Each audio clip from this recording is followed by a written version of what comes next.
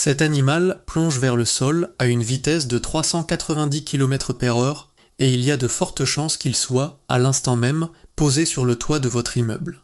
Mais le plus fou chez lui, ce n'est pas sa vitesse. Je suis Julien Berger, ceci est Monde Sauvage, et aujourd'hui on va parler d'une histoire qui se déroule juste au-dessus de vos têtes. L'histoire d'un animal qui a failli disparaître, qui est revenu de très loin, et qui s'est installé là où vous l'attendriez le moins, sur les toits des immeubles, en plein cœur de nos villes françaises. C'est le faucon pèlerin, l'animal le plus rapide de la planète Terre. Et voici son histoire, 390 km/h, mais qu'est-ce que ça veut vraiment dire ? Avant d'aller plus loin, il faut que vous compreniez ce que cette vitesse signifie concrètement, parce que le chiffre seul ne vous dit rien. 390 km/h, ça a l'air impressionnant, mais tant que vous ne le rapportez pas à quelque chose que vous connaissez, vous ne pouvez pas vraiment saisir de quoi on parle. Imaginez la scène. Vous êtes au volant d'une Peugeot 308 GTI bien préparée, vous roulez sur l'A6, quelque part entre Paris et Lyon. Vous écrasez l'accélérateur et le compteur se bloque à 250 km/h. C'est le maximum que la voiture peut donner. Le moteur hurle, vos mains transpirent sur le volant, le paysage se transforme en traînées floues et vous avez l'impression de flirter avec les limites de la physique. Et là, une ombre sombre passe au-dessus de vous. C'est un oiseau ordinaire, plus petit qu'une corneille. Et cet oiseau vous double. Non seulement il vous double, mais il file 140 km/h plus vite que vous. Pendant que vous roulez au maximum absolu de votre voiture sportive, le faucon pèlerin plonge tête la première vers le sol à une vitesse qui laisse votre 308 GTI loin derrière. Essayons autrement. Le TGV, le train le plus rapide de France en service commercial, roule à environ 320 km/h sur les lignes à grande vitesse. Le faucon le dépasse de 70 km/h. La Ferrari 458, l'une des voitures de route les plus rapides au monde, culmine autour de 325 km/h. Le faucon est encore plus rapide. Il faut aller chercher les monoplaces de Formule 1 pour commencer à rivaliser avec lui. Et même là, c'est serré. Et vous savez ce qu'il y a de plus absurde dans tout ça ?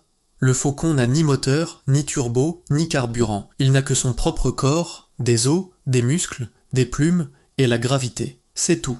Et avec ça, il parvient à surpasser pratiquement tout ce que l'homme a jamais construit pour se déplacer sur Terre. Voilà l'échelle dont on parle. Ce n'est pas un record exotique sorti du Guinness des records. C'est une réalité qui se joue chaque jour au-dessus des toits de nos villes. Comment son corps survit-il à ça ? Et voici la partie qui me fascine personnellement le plus. Comment ce corps peut-il seulement survivre à ça ? Parce que plonger vers le sol à près de 400 km/h, ce n'est pas qu'une question de vitesse, c'est une question de survie. À cette vitesse, les forces qui s'exercent sur le corps tueraient la plupart des autres animaux. La résistance de l'air leur déchirerait les poumons, la pression leur abîmerait les yeux, le choc leur briserait les os. Mais le faucon, lui, non seulement survit à ça, il le fait chaque jour, plusieurs fois par jour, avec une précision qui ferait pâlir un chirurgien. Commençons par le nez, parce que c'est là que débute ce petit miracle d'ingénierie. Quand le faucon plonge tête la première vers le sol, l'air s'engouffre dans ses narines avec une force qui déchirerait les voies respiratoires d'un oiseau normal. Les poumons s'effondreraient sous le choc. Mais le faucon possède, dans ses narines, de petites cloisons coniques, de minuscules excroissances osseuses qui font office de déflecteurs. Elles brisent le flux d'air en petits tourbillons, le ralentissent et le dirigent pour qu'il arrive aux poumons sous une forme exploitable. C'est, en substance, le même principe que celui utilisé dans les entrées d'air des réacteurs d'avions de chasse. Sauf que le faucon avait déjà résolu ce problème des millions d'années avant que l'homme ne réalise même qu'il existe. Les ingénieurs qui ont conçu les entrées d'air des moteurs à réaction ont d'ailleurs réellement étudié les narines du faucon pour comprendre comment gérer efficacement l'arrivée d'air à des vitesses extrêmes. La nature avait résolu le problème bien avant eux, puis il y a les yeux. Ceux du faucon pèlerin mériteraient à eux seuls toute une vidéo. Ils sont démesurément grands par rapport à la taille de sa tête. Chez les mâles, ils occupent tellement de place dans le crâne qu'ils se touchent presque. Ça paraît étrange, mais c'est précisément ce qui donne au faucon une vue environ 8 fois plus perçante que la vôtre. 8 fois. Le faucon peut repérer un pigeon en vol à 8 km de distance. 8 km. Si vous étiez d'un côté de Paris et qu'un pigeon volait de l'autre côté, le faucon le verrait. Vous ne verriez absolument rien, même aux jumelles. Et en plus, ses yeux peuvent suivre simultanément jusqu'à 3 objets en mouvement à la fois. Imaginez, vous arrivez à peine à vous concentrer sur une seule chose et le faucon en surveille 3 en même temps, chacune sur sa propre trajectoire, évaluant en temps réel laquelle offre la meilleure chance de capture réussie. Mais ce n'est pas tout ce que ses yeux savent faire. À des vitesses proches de 400 km/h, le flux d'air lui dessécherait et endommagerait instantanément la cornée. C'est pourquoi le faucon possède ce qu'on appelle une troisième paupière ou membrane nictitante. C'est une fine membrane translucide qui se déploie sur tout l'œil, le protégeant du vent, de la poussière et de la déshydratation, tout en lui permettant de continuer à voir à travers. Ça fonctionne comme des lunettes de protection biologique.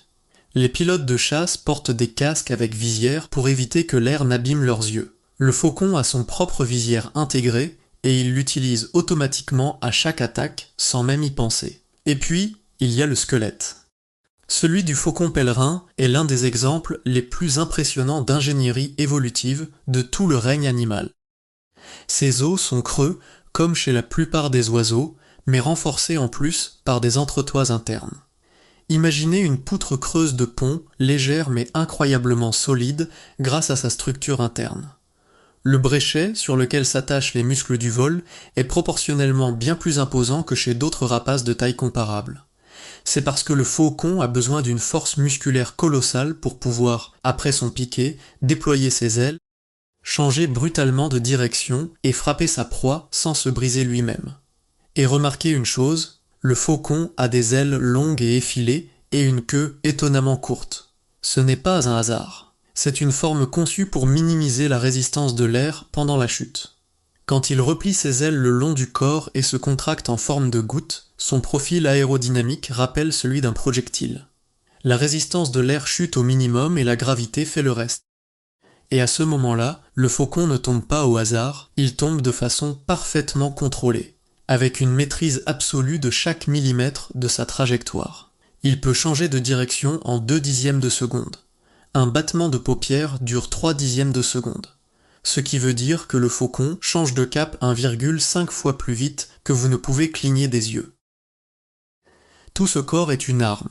Chaque détail, de la forme des narines à la taille des yeux, en passant par la courbure des serres, est le résultat de millions d'années d'évolution qui ont ciselé cette machine pour un seul objectif, devenir le prédateur aérien le plus efficace de la planète. Et vous savez quoi ? Ça a marché. Le faucon qui vit dans nos villes, et maintenant voici la partie pour laquelle on tourne vraiment cette vidéo. Parce que quand on entend « animal le plus rapide du monde », on imagine sans doute la savane africaine à ciel ouvert, les falaises interminables de la côte bretonne, ou peut-être des images spectaculaires d'un documentaire où un narrateur chuchote pendant qu'un faucon plonge des nuages au ralenti. Sauf que la réalité est tout autre, et sans doute bien plus intéressante encore. Le faucon pèlerin ne niche pas que sur des falaises isolées au milieu de nulle part. Il niche à Paris, il niche à Lyon, il niche à Toulouse, à Strasbourg, à Nancy.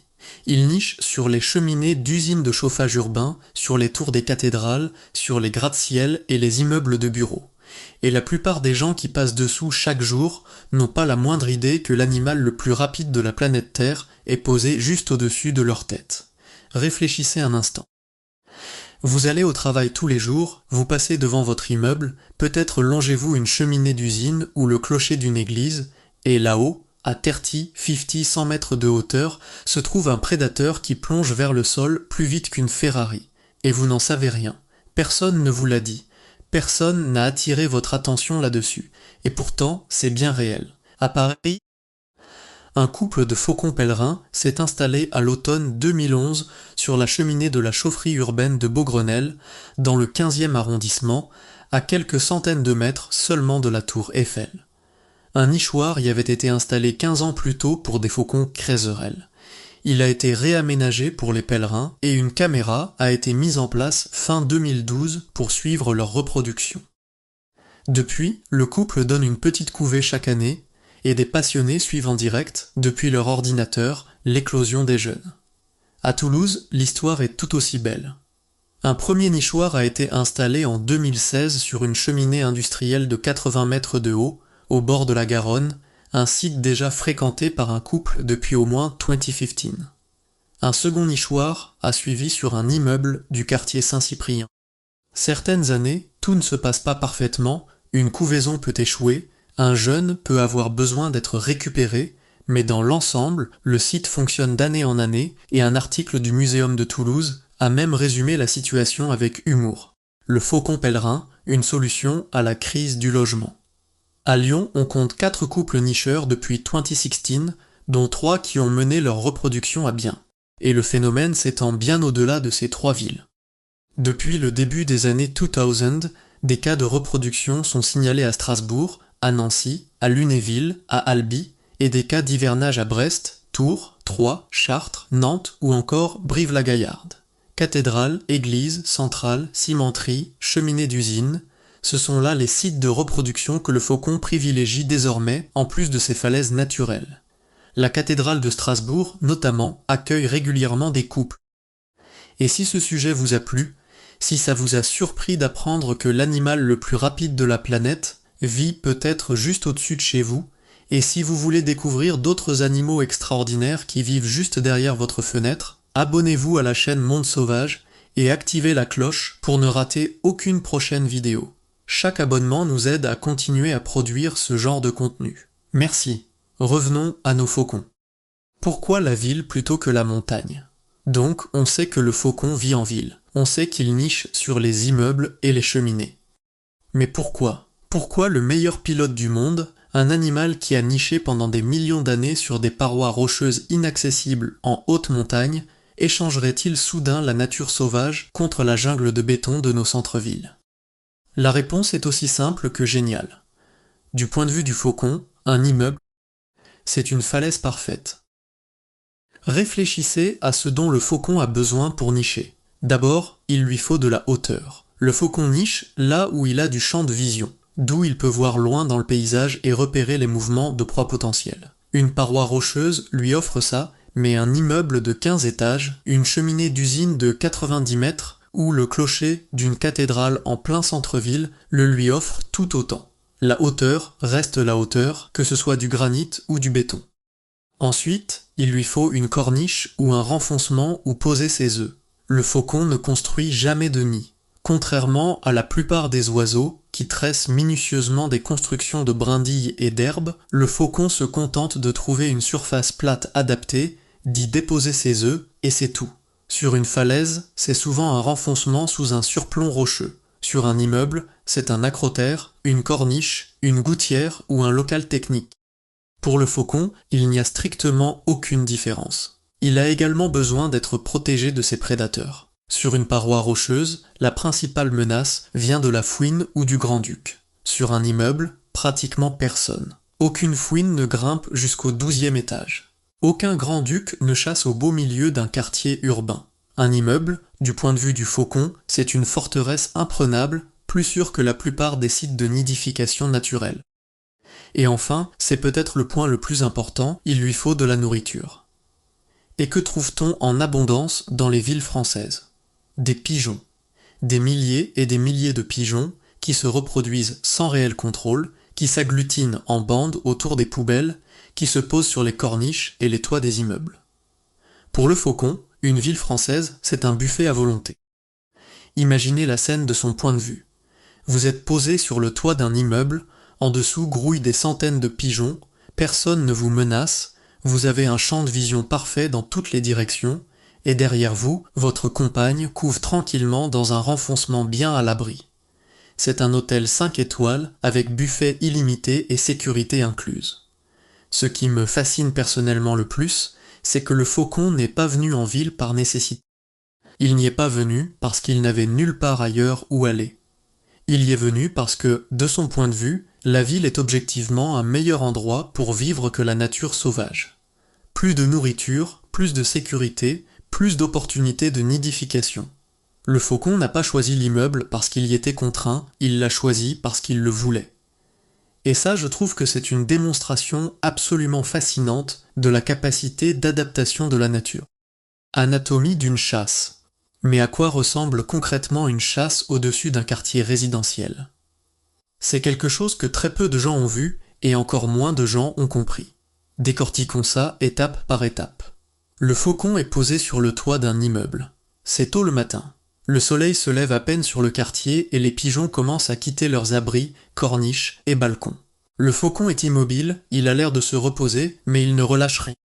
Ses yeux, 8 fois plus perçants que les vôtres, scrutent le ciel tout autour. Il surveille chaque mouvement, chaque pigeon, chaque étourneau, chaque corneille. Il évalue la distance, la vitesse, la direction, l'altitude. Il cherche celui qui vole un peu plus lentement, un peu moins attentif, un peu plus éloigné du groupe. Et il le trouve. Un pigeon qui s'est écarté de la bande. Il vole seul, peut-être 200 mètres en dessous du faucon, d'un vol calme et régulier. Il ne se doute de rien. Il ne peut rien soupçonner parce que le faucon se trouve à ce moment précis dans son angle mort, loin au-dessus de lui, à un endroit où le pigeon ne lève pratiquement jamais la tête. Le faucon s'élance. En quelques battements d'ailes, il monte encore plus haut pour gagner de l'énergie potentielle. Et puis ça commence. Il replie ses ailes contre son corps, ramène ses épaules, se contracte en forme de goutte et se met à tomber. Pas à voler, tomber. De façon contrôlée, mais tomber. La gravité l'entraîne vers le bas et le faucon ne lui oppose aucune résistance. Au contraire, il cède de quelques battements d'ailes tendus vers l'arrière pour accélérer encore. En quelques secondes, sa vitesse dépasse les 300 km/h. Le flux d'air rugit autour de son corps. La troisième paupière se déploie sur ses yeux. Les cloisons nasales atténuent le choc de l'air. Tout son corps vibre comme un projectile et le faucon voit toujours. Il sait exactement où se trouve le pigeon à tout instant et corrige sa trajectoire par de minuscules mouvements du corps. Puis, à quelques mètres de la queue du pigeon, le faucon fait quelque chose d'incroyable. Il déploie brutalement ses ailes. Ce changement soudain de profil aérodynamique le fait basculer de sa chute vers une position presque verticale. Son inertie le porte au niveau du pigeon, exactement dans son angle mort, par en dessous et par l'arrière. Le pigeon ne comprend absolument rien à ce qui se passe. Dans la dernière fraction de seconde, le faucon incline son bassin vers l'avant, tend ses pattes et plante ses serres dans le corps du pigeon. Le choc est dévastateur. La force de serrage des serres du faucon peut se comparer à la poigne d'un homme costaud. Mais ce qui compte, ce n'est pas seulement la force, c'est la vitesse. À un impact à plus de 300 km/h, le choc est si brutal que le pigeon meurt généralement sur le coup. Il n'a même pas le temps de crier, ni de cligner des yeux. Une seconde, il vole tranquillement au-dessus du quartier, la seconde suivante, il tombe vers le sol, mort avant d'avoir eu le temps de comprendre ce qui lui arrivait. Et voici un détail important que beaucoup de gens ignorent. Le faucon n'essaie pas de percuter le pigeon de plein fouet. S'il heurtait le pigeon de tout son poids à 400 km/h, il se briserait lui-même les pattes. C'est pour ça qu'il vole de façon à ce que son inertie le porte au niveau de la proie et qu'il ne frappe qu'ensuite avec ses serres.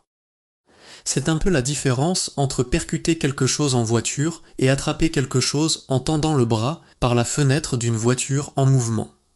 Le faucon ne percute pas, il attrape, mais il attrape à des vitesses que seules les voitures de course atteignent.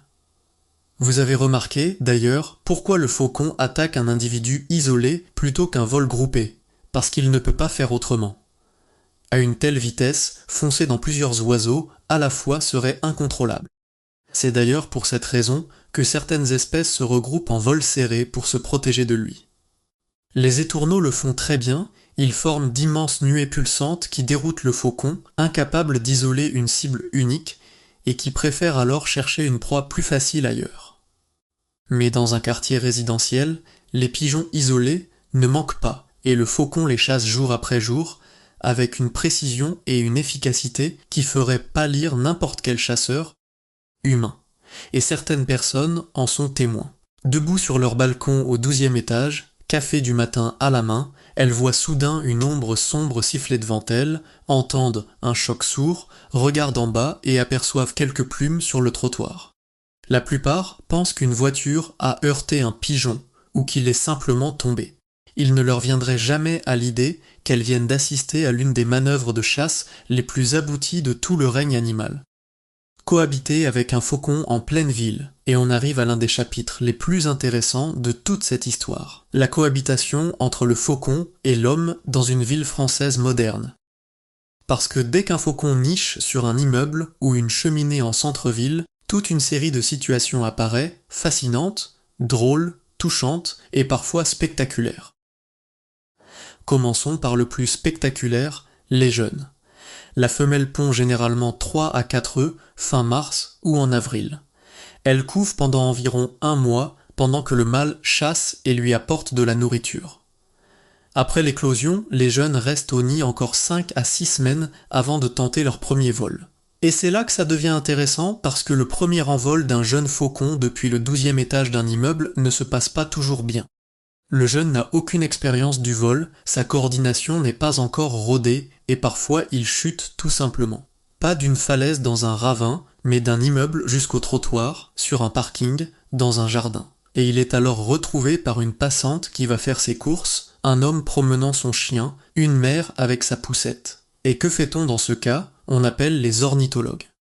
En France, tout un réseau de bénévoles s'occupe des faucons. Des membres de la LPO, la Ligue pour la protection des oiseaux, des associations naturalistes locales, des centres de sauvegarde de la faune sauvage. Ils viennent, examinent le jeune et s'il va bien, le remettent sur le toit. Parfois, c'est un technicien de maintenance qui le remonte, parfois il faut qu'un grimpeur intervienne, parfois un simple ascenseur et un peu de courage suffisent.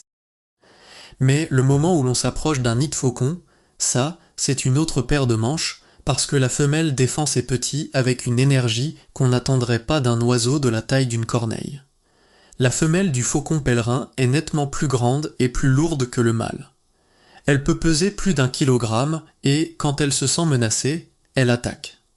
Elle plonge tête la première sur l'intrus à une vitesse capable de lui entailler le crâne. Les ornithologues qui contrôlent les nids portent d'ailleurs de vrais casques, comme sur un chantier, parce qu'une femelle qui défend ses petits est un peu comme un petit missile guidé, et personne n'a envie d'être au bout de cette trajectoire. Il existe des cas documentés de faucons attaquant des techniciens venus réparer des antennes sur un toit d'immeuble sans savoir qu'un rapace y nichait. Imaginez la scène, vous grimpez sur le toit pour réparer une antenne télé, et soudain, quelque chose qui ressemble à un petit avion de chasse-fond du ciel droit sur votre tête. C'est une expérience qu'aucune formation ne vous prépare à vivre. Et puis, il y a les caméras. C'est un phénomène qui a pris une ampleur considérable ces dernières années. Sur des dizaines de sites de nidification à travers le pays, des webcams diffusent en direct l'intérieur des nichoirs où couvent les faucons. Et des milliers de gens suivent ça. Ils regardent depuis leur ordinateur ou leur téléphone, commentent chaque mouvement. Les gens donnent des noms aux faucons. Ils suivent la femelle qui couve ses œufs. Ils s'inquiètent quand le mâle rapporte un petit pigeon plutôt qu'un gros. Ils se réjouissent à la première éclosion. Ils s'attristent quand un œuf ne donne rien. Et vous savez ce qui est le plus beau là-dedans? Ça marche. Cette attention, cet intérêt du public, le fait que des gens ordinaires réalisent qu'un rapace rare niche sur la cheminée de leur quartier, ça a un impact réel sur la protection de l'espèce. Quand les gens savent que le faucon est là, ils se comportent différemment. Ils évitent d'envoyer inutilement des techniciens sur le toit en pleine période de nidification. Ils signalent les activités suspectes. Ils préviennent quand ils trouvent un jeune tombé. Le retour d'entre les morts. Ce succès n'est pas un hasard, et pour le comprendre, il faut revenir un peu en arrière. Dans les années 1950 et 1960, on a massivement utilisé, partout dans le monde, un pesticide appelé DDT. C'était un insecticide censé éliminer moustiques et autres nuisibles, et il fonctionnait, sauf qu'il avait un effet secondaire dévastateur. Le DDT s'accumulait le long de la chaîne alimentaire. Les insectes en absorbaient une petite quantité. Les oiseaux qui mangeaient ces insectes en accumulaient davantage, et les rapaces qui mangeaient ces oiseaux en accumulaient le plus. Le faucon pèlerin, tout en haut de cette chaîne alimentaire, voyait le DDT s'accumuler dans son organisme au point de rendre les coquilles de ses œufs beaucoup trop fines. Les femelles les brisaient en couvant. Les jeunes ne parvenaient plus à se développer. La fécondité des couples s'effondrait littéralement. Le résultat, en France, a été une véritable hécatombe. Un premier inventaire national mené par l'ornithologue Jean-François Terrasse en 1968 ne recensa plus que 122 couples sur tout le territoire. Certains parlaient alors de l'extinction imminente de l'espèce. Le faucon pèlerin, qui avait niché pendant des millénaires sur les falaises de Normandie, du Massif central, des Alpes ou des Pyrénées, avait purement et simplement disparu de régions entières, notamment de toute la Normandie et de l'ouest du pays. Heureusement, l'histoire ne s'arrête pas là. La France interdit le DDT en 1972, la même année où l'espèce fut placée sous protection légale intégrale aux côtés de tous les rapaces. Après ça, des programmes de sauvegarde se sont mis en place partout dans le pays. Des bénévoles ont surveillé jour et nuit les derniers sites connus, comme dans le massif vosgien où il ne restait, en 1976, plus que 8 couples pour l'ensemble du massif. Le projet Pèlerin a même tenté de faire se reproduire des couples rendus stériles par la contamination, en renforçant la population sauvage avec des jeunes élevés en captivité. Et petit à petit, le faucon est revenu. Le nombre de couples nicheurs en France est passé d'environ 800 à un 0 couple en 1997, puis à un 100, un 400 en 2000, pour atteindre environ un 500 couples en 2004 et plus de un 600 aujourd'hui. Un rapace qui, en 1968, avait pratiquement disparu de la moitié du pays, est aujourd'hui de retour presque partout, et depuis le début des années 2000, il écrit même un tout nouveau chapitre de son histoire en colonisant les cœurs de nos villes. Le faucon pèlerin est l'un des rares exemples, en France, d'une espèce qui a frôlé l'effondrement total et qui a réussi un retour aussi spectaculaire. C'est une histoire digne d'un film, une histoire de chute et de résurrection sur la capacité de la nature à pardonner quand on lui en donne l'occasion, mais permettez-moi une remarque personnelle ici. Toute cette histoire n'aurait pas fonctionné sans un ingrédient clé, l'humilité humaine. Ce sont des hommes qui ont provoqué l'effondrement du faucon. Ce sont des hommes qui ont interdit le DDT. Ce sont des hommes qui ont installé des nichoirs. Ce sont des hommes qui ont surveillé les nids. Et ce sont des hommes qui, aujourd'hui, suivent les webcams et se réjouissent à chaque éclosion. C'est une belle histoire de responsabilité humaine, la preuve que lorsqu'on commet une erreur, on peut parfois la réparer. Pas toujours, mais parfois oui, et celle-ci en fait partie. Et vous savez ce qui me fascine là-dedans ? Que le faucon a traversé tout ça sans jamais dire merci.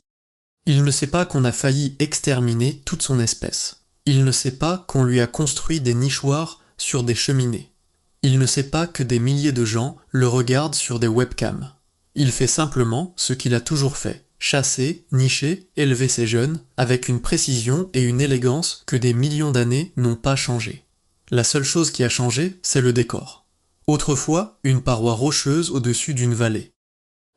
Aujourd'hui, une corniche d'immeubles au-dessus d'un quartier résidentiel.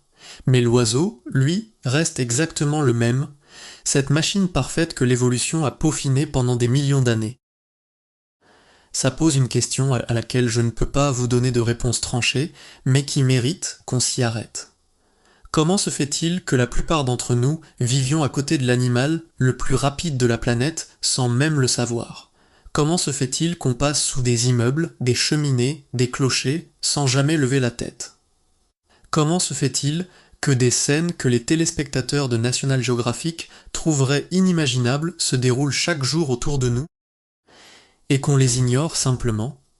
Je crois que c'est parce qu'on a appris à regarder vers le bas, vers notre téléphone, le trottoir, nos propres chaussures.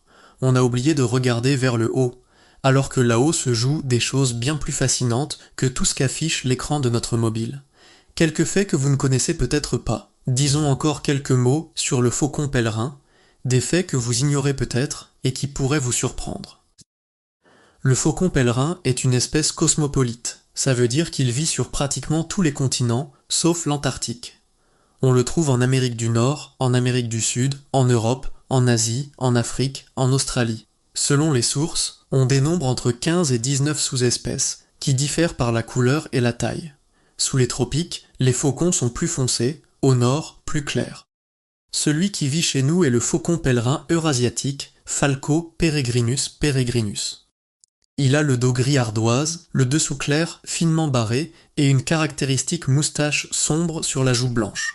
C'est un bel oiseau, et quand vous le voyez posé sur une corniche d'immeuble, dans cette posture fière, avec ce regard perçant, vous comprenez pourquoi les rois de France en avaient fait, avec la fauconnerie royale, l'un des oiseaux les plus prestigieux de leur cour. D'ailleurs, le faucon et l'homme partagent une histoire commune vieille de plusieurs millénaires. La fauconnerie, c'est-à-dire la chasse à l'aide de rapaces dressés, est l'une des plus anciennes formes de chasse au monde. Les Égyptiens de l'Antiquité représentaient le faucon comme le dieu Horus, maître du ciel et du soleil. Les rois et la noblesse d'Europe médiévale considéraient le faucon pèlerin comme le plus noble des oiseaux de chasse. Posséder un faucon dressé était un privilège de la haute aristocratie. Et pendant la Première Guerre mondiale, le faucon fut même officiellement déclaré ennemi de l'État dans plusieurs armées, parce qu'il chassait les pigeons voyageurs qui transportaient des messages militaires secrets. Les armées ont activement traqué les faucons. Imaginez ça, une armée contre un oiseau, et l'oiseau a gagné. Le faucon est un animal fidèle à son site de nidification pendant de nombreuses années. Quand il trouve un bon endroit, il y revient saison après saison. Et fait encore plus remarquable, les faucons forment souvent des couples pour la vie. Les partenaires se retrouvent année après année sur le même site de nidification et élèvent leurs jeunes ensemble. Le mâle chasse et rapporte la nourriture. La femelle couve les œufs puis, après l'éclosion, déchire les proies en petits morceaux pour les jeunes.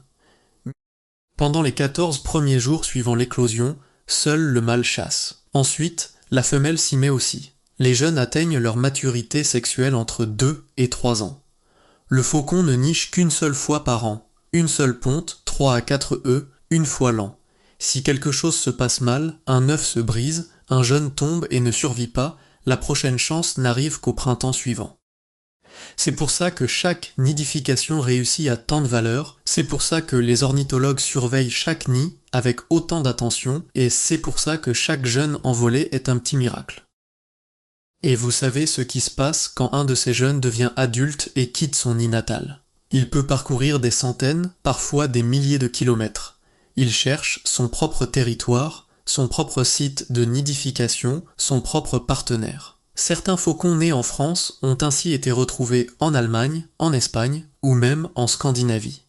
Et inversement, beaucoup de faucons qui nichent aujourd'hui en France sont nés en Allemagne, en Belgique ou en Suisse. C'est pour ça qu'on l'appelle pèlerin, parce qu'il voyage. Les jeunes oiseaux se déplacent sur d'énormes distances avant de s'installer. Les adultes sont plus sédentaires, fidèles à leur site, mais les jeunes, eux, partent à la découverte du monde. Et j'aimerais mentionner encore un point qui peut sembler un détail, mais qui est en réalité essentiel à la survie de toute l'espèce, le nombre de sites de nidification disponibles. Dans la nature, le faucon niche sur des parois rocheuses, mais les falaises tranquilles se font de plus en plus rares en France. Grimpeurs, randonneurs, photographes, des gens qui viennent chercher du sport ou une expérience, et qui, sans le savoir, dérangent des faucons en train de nicher. Il suffit que quelqu'un s'approche d'une paroi pendant que la femelle couve pour que le couple abandonne le nid. Un couple dérangé une fois peut ne pas nicher du tout cette année-là. C'est pour ça que les sites urbains sont si importants. Chaque cheminée, chaque clocher, chaque immeuble sur lequel un faucon s'installe, c'est un site de nidification en plus. Un site qui n'a pas à rivaliser avec les touristes et les grimpeurs. Un site paradoxalement plus sûr que la nature sauvage, parce que personne ne va, comme ça, grimper sur le toit d'un immeuble de 12 étages. C'est pour ça que les nichoirs sont si précieux, ces boîtes en tôle ou en bois d'environ 1 mètre sur 1 mètre, que les ornithologues installent sur les cheminées et les bâtiments élevés. Le nichoir offre aux faucons un espace sûr, protégé de la pluie, du vent et des prédateurs. Le faucon n'est pas obligé de l'accepter, rien ne l'y contraint, mais le plus souvent il l'accepte parce que le nichoir lui offre exactement ce qu'il cherche: hauteur, sécurité et tranquillité. À quoi ressemble-t-il et comment le repérer? Parlons un peu de son apparence, pour ceux d'entre vous qui ne l'ont jamais vu. Le faucon pèlerin est un oiseau à peu près de la taille d'une corneille. Son envergure avoisine le mètre. Sa longueur totale va de 38 à 50 et 1 cm. La femelle est nettement plus grande et plus lourde que le mâle. Celui-ci pèse environ 600 grammes, tandis qu'elle peut dépasser le kilogramme. Cette différence de taille entre les sexes est plus marquée chez le faucon que chez la plupart des autres rapaces. Elle a une raison pratique. Un mâle plus petit et plus léger est plus agile et plus rapide, donc meilleur chasseur, tandis qu'une femelle plus grande et plus lourde protège mieux le nid et couvre plus efficacement les œufs.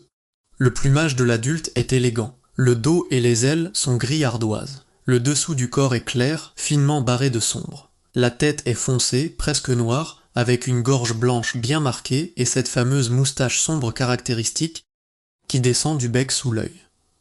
C'est l'un des signes de reconnaissance les plus fiables.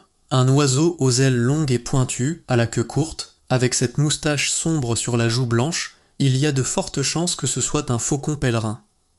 Les jeunes ont une apparence différente, le dos plutôt brun-gris et le dessous marqué de stries sombres sur un fond roussâtre. Ils changent progressivement de plumage pour adopter la livrée adulte au cours de leurs 2 premières années. La cire à la base du bec et les pattes, non emplumées, sont jaunes. L'iris est brun foncé à noir. Et en vol, vous le reconnaîtrez immédiatement. Le faucon a une silhouette totalement différente de toute autre rapace que vous pourriez croiser en France. Ses ailes longues, étroites et pointues, et cette queue courte qui s'effile vers l'arrière, sont impossibles à confondre. En vol horizontal, quand il ne chasse pas, le faucon vole à environ 110 km/h. C'est déjà rapide en soi, mais comparé à son piqué, c'est une simple promenade. Vous vous demandez peut-être si vous avez une chance de voir un faucon de vos propres yeux. Et la réponse est oui. Si vous vivez dans n'importe quelle grande ville française, la chance existe. Il suffit de lever les yeux vers les bâtiments les plus hauts de votre quartier, les cheminées, les clochers, les pylônes, les antennes. Le faucon se pose généralement au point le plus haut des environs, immobile, fier, comme une statue. Parfois, vous ne verrez qu'une silhouette sombre contre le ciel. D'autres fois, vous surprendrez une ombre rapide filant entre les immeubles à une vitesse qui ne vous paraîtra pas raisonnable.